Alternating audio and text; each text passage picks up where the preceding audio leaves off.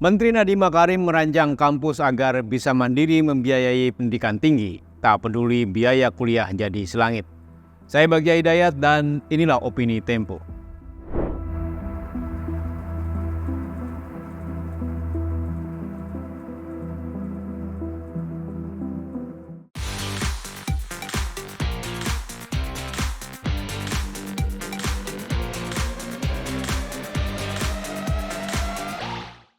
Pernyataan Menteri Pendidikan, Kebudayaan, Riset, dan Teknologi Nadiem Makarim soal kenaikan uang kuliah tunggal atau UKT di perguruan tinggi merupakan bukti nyata komersialisasi pendidikan.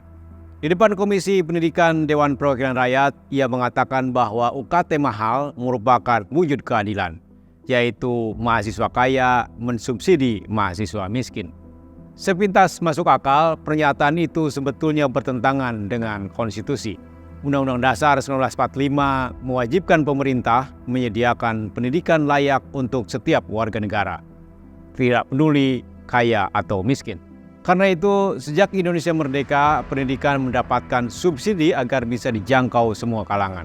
Undang-Undang Pendidikan Nasional mewajibkan pemerintah mengalokasikan 20% anggaran pendapatan dan belanja negara untuk sektor pendidikan. Otonomi membuat pemerintah daerah ikut menanggung biaya pendidikan dasar karena pendidikan tinggi menjadi tanggung jawab pemerintah pusat. Faktanya, pendidikan tinggi hanya mendapatkan porsi 1,11% APBN. Anggaran pendidikan tinggi yang kontet ini menjadi dalih Kementerian Pendidikan menaikkan UKT. Pemicu biaya mahal pendidikan tinggi adalah kebijakan pemerintah meningkatkan mutu perguruan tinggi dengan memberikan otonomi kepada kampus pada 1999. Sebagai pionir, ada 7 kampus yang berubah status menjadi badan hukum milik negara, yang dampaknya subsidi bagi kampus tersebut dicabut. Sebagai gantinya, universitas boleh mencari pendanaan melalui kerjasama dengan swasta atau membangun bisnis. Akibat pencabutan subsidi itu, biaya kuliah menjadi mahal. Diwarnai protes mahasiswa, pada 2010, Mahkamah Konstitusi membatalkan Undang-Undang Nomor 9 Tahun 2009 tentang Badan Hukum Pendidikan. Tapi pemerintah tidak kurang akal, mereka menyalin rupa perguruan tinggi negeri atau PTN, BHMN menjadi PTN Badan Layanan Umum atau BLU. Kini PTN BHMN berubah nama menjadi PTN berbadan hukum. Prinsipnya sama, perguruan tinggi berstatus badan hukum leluasa mencari pendanaan untuk membiayai aktivitas kampus. Toh setelah 25 tahun, mutu perguruan tinggi negeri kita tak secara signifikan membaik.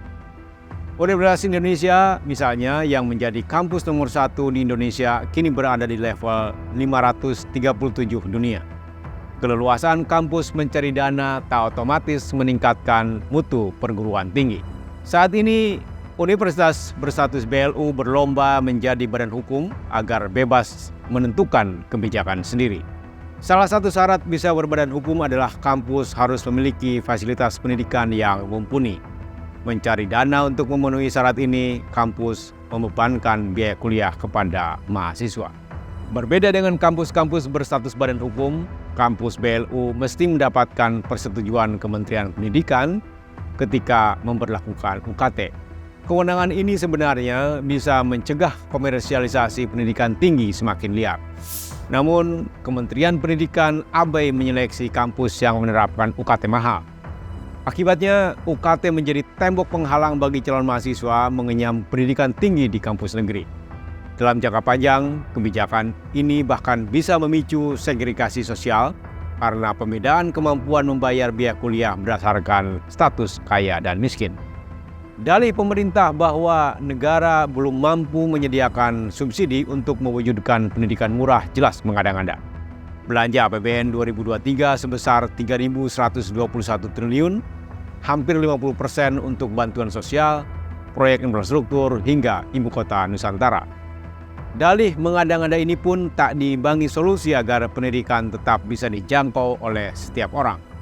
Di Amerika Serikat yang menerapkan kampus sebagai korporasi, sekalipun pemerintah menyediakan kredit pendidikan bagi mereka yang tidak mampu. Di luar Amerika, banyak negara menyediakan pendidikan tinggi bermutu bagus bagi warga negaranya. Jerman, Prancis, dan negara-negara Eropa yang kapitalis sekalipun menganggap pendidikan sebagai investasi. Sementara di Indonesia yang menggembar-gemborkan Pancasila dan prinsip kerakyatan, kebijakan pendidikan tinggi diarahkan kepada komersialisasi yang bertentangan dengan konstitusi. Simak opini dan liputan selengkapnya hanya di majalah.tempo.co.